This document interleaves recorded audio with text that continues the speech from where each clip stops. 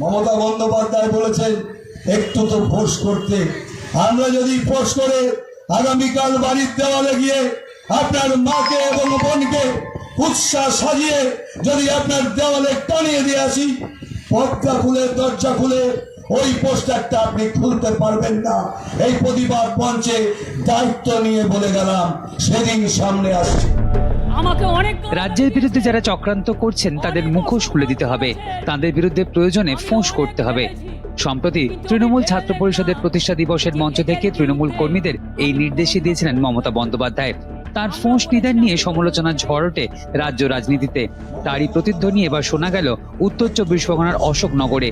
মা বোনেদের নির্যাতনের বিরুদ্ধে প্রতিবাদ মঞ্চ থেকেই মা বোনদের অসম্মান করার অভিযোগ উঠল স্থানীয় এক তৃণমূল নেতা অতীশ সরকারের বিরুদ্ধে।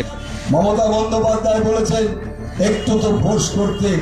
আমরা যদি ফোর্স করে আগামীকাল বাড়ির দেওয়ালে গিয়ে আপনার মাকে এবং বোনকে উৎসাহ সাজিয়ে যদি আপনার দেওয়ালে টানিয়ে দিয়ে আসি, পর্দা খুলে দরজা খুলে ওই পোস্টারটা আপনি খুলতে পারবেন না।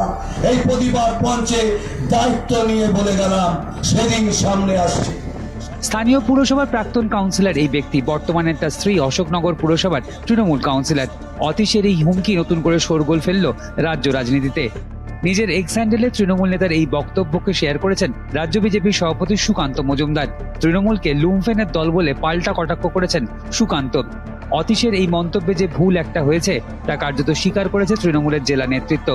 ইতিমধ্যে ওই তৃণমূল নেতার বিরুদ্ধে নালিশ করা হয়েছে উত্তর 24 পরগনার তৃণমূল জেলা সভাপতি কাকলি ঘোষ দস্তুদারের কাছে।